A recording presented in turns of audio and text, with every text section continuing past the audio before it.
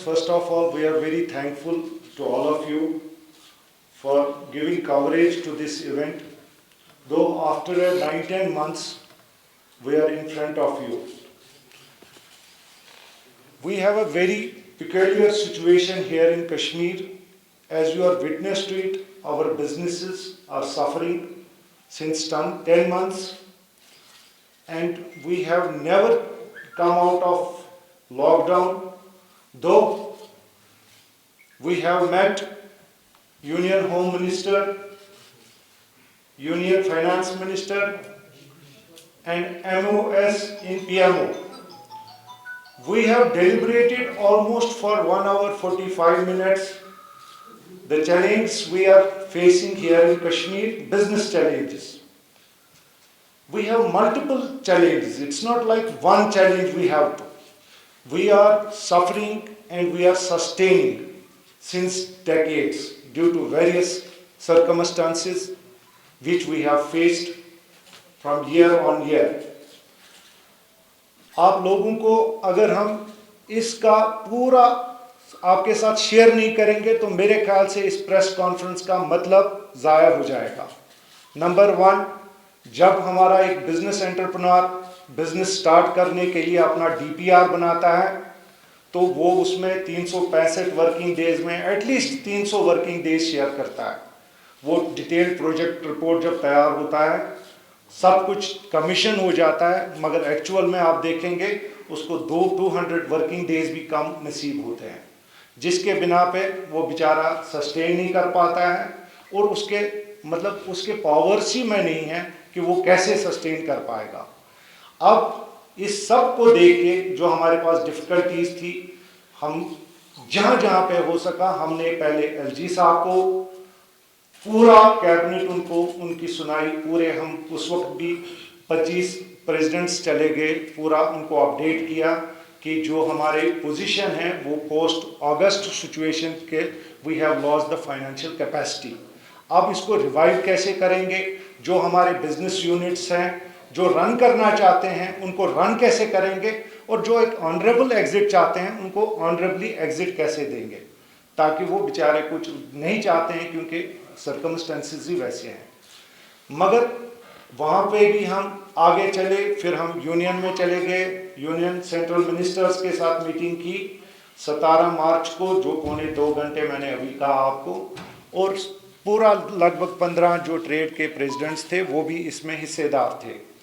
उसके बाद सिचुएशन आ गई कि पोस्ट कोविड-19 पेंडेमिक आ गया, प्रायोरिटीज़ बदल गई, और डेफिनेटली गवर्नमेंट के पास भी एक अंडरस्टैंडिंग ये थी कि कैसे इसको कंटेन करें इस वक्त, क्योंकि डैमेजेस ज़बरदस्त थे वर्ल्ड ओवर। तो अंडरस्टैंडेबली हम भी समझ गए कि गवर्नमेंट की प्रायोरिटी अभी पेंडेमिक है। मगर अभी जो 2-2.5 महीने का लॉकडाउन हो गया और पूरा हिंदुस्तान में जितने भी हमारे इंडिया में हमारे बिजनेस दोस्त हैं, हमारे बिजनेस कोलीग्स हैं, उन्होंने चलाना ह्यू एंड क्राई स्टार्ट किया कि हमारे बिजनेस ख़त्म हो रहे हैं, हमें बेल आउट करने की ज़रूरत है। और खुशाइंदा बात यह है कि आरबीआई ने भी सुनी बात और यूनियन फाइनेंस मिनिस्टर साहिबा ने भी सुनी, और एक 20 लाख करोड़ का पैकेज सामने आ गया। इस पैकेज के बाद जब हम देखेंगे कि 2-2.5 महीने के बाद ही ये पैकेज सामने आ गया, तो जो हमारे कश्मीर की बिजनेस फ्रेटर्निटी है इसके बाद आपस में बातचीत स्टार्ट हो गई कि हमारी पोजीशन किस तरह से ठीक होगी। हमारी पोजीशन 2 महीने इस पैकेज में हम फॉल नहीं होते हैं, मैं आपके साथ ये शेयर करना चाहता हूँ। हमने ऑलरेडी 17 मार्च को भी उनको अपडेट किया है, though we have heard very patiently, मगर अभी हमारे पास जो रिजल्ट है वो कुछ भी नहीं है। हमारे जो फीडबैक है बिजनेस कम्युनिटी का वो बड़ा परेशान कुन है। लोग कहते हैं कि जब हम अनलॉक पीरियड में आ गए तो अनलॉक पीरियड में हम बिजनेस रिवाइव करने के लिए we don't have liquidity, there is no cash flow. इस कैश फ्लो को कैसे करने के लिए हमारे पास जो मेजर्स हमने दिए थे कि हमारा जो ये प्रॉब्लम है ये 2 महीने का नहीं है। हिकमतन आप देखेंगे, प्रैक्टिकल सेंस में देखेंगे, पिछले 3 डेकेड से हम सफ़र कर रहे हैं। हर 2 साल के बाद यहाँ पे चेंज कुछ न कुछ ऐसा वाक़ा होता है जिसकी बिना पे हमारी बिजनेस कम्युनिटी सफ़र करते हैं।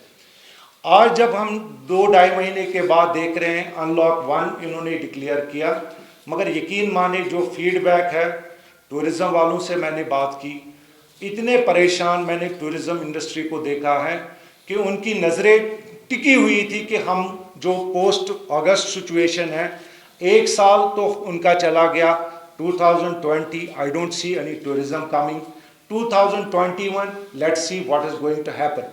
सो ये जो मेरे ख्याल से एक अनसर्टेनिटी है, इससे ना तो घर चलते हैं और ना तो बिजनेस चलते हैं।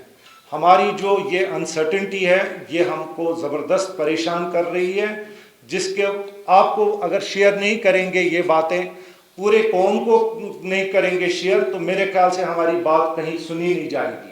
नंबर 1, आप टूरिज़्म से निकलिए, आप देख लीजिए हमारा हॉर्टिकल्चर में बेचारे अभी जो हमारा अगस्त सीजन था, सितंबर अक्टूबर समहाउ मैनेज करके उधर इधर कितनी परेशानियों को लेके पैनिक सेल भी जो हमने बताया कि कैसे लोगों ने की ताकि माल बाहर पहुंच जाए। आजकल जो एग्रीकल्चर हॉर्टिकल्चर रिलेटेड एक्टिविटीज़ है वो हमको सपोर्ट की उसको ज़रूरत है। अभी देखिए चेरी का सीज़न है, हम चाहते हैं कि मैक्सिमम चेरी जो है अपने मार्केट में पहुंच जाए विदाउट एनी हिकअप्स। नंबर 2, आप तीसरे पे आ जाए तो हैंडीक्राफ्ट इंडस्ट्री है। पूरा हैंडीक्राफ्ट इंडस्ट्री जो है पिछले साल हमारा 50 से 60% डिक्लाइन है J&K से एक्सपोर्ट्स। और दूसरा, ये एक्सपोर्ट इंडस्ट्री जो होती है इसमें एक सीज़न होता है, मोस्टली क्रिसमस और न्यू ईयर का, वो सीज़न चला गया हमारा और यहाँ से कोविड आ गया, तो मेरे ख्याल से इस साल भी हमें कोई एक्टिविटी नज़र नहीं आ रही है। वो तो मेरे ख्याल से हैंडीक्राफ्ट भी हमारे हाथ से दूर जाता ही रहा है। अब तीसरे पे आप चलिए, ट्रांसपोर्ट सेक्टर, मेरे ख्याल से आपको पता है आज भी डेट है अगस्त से वो बेचारे सफ़र कर रहे हैं। I don't understand, God promise, ये ऊपर वाला ही जानता है कि वो कैसे घर अपने चला रहे हैं।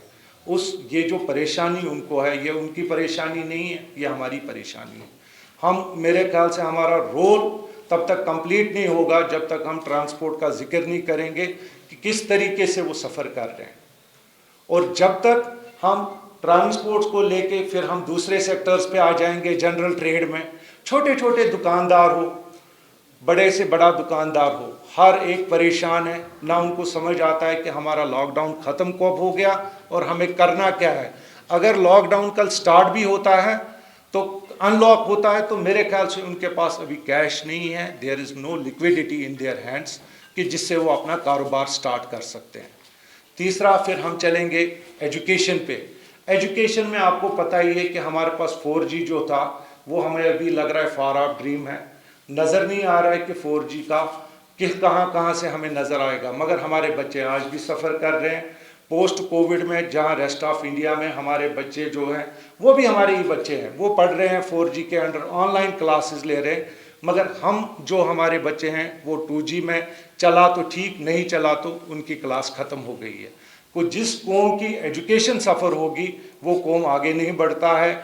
जिस कौम की नेशनल हाईवे डिस्टर्ब्ड हो उसकी तरक्की कभी नहीं हो सकती है। तो ये चीज़ें जो हैं आप लोगों के साथ शेयर ज़रूरी करना है, क्योंकि हम 9-10 महीनों के वक्फे के बाद आपके साथ शेयर कर रहे हैं। हमें गवर्नमेंट का अटेंशन ज़रूरी चाहिए। अगर ये नॉर्मल पोस्ट कोविड सिचुएशन होती तो मेरे ख्याल से हाल ही आप कोई किसी को देखते, ये जो पूरा ट्रेड आपके सामने बैठा है ये पिछले 10 महीने से सफ़र कर रहा है, और ये सफरिंग जो है ये हुकाम तक, वो सेंटर हुकूमत हो या हमारी JK गवर्नमेंट हो, दोनों तक ये बात पहुंचनी चाहिए कि पूरी बिजनेस कम्युनिटी यहाँ देख रही है कि कैसे मेजर्स लेंगे, कैसे एक कम्प्रहेंसिव पैकेज जो हमने उनको मेजर्स दिए थे उस मेजर्स को कैसे वो लाएंगे।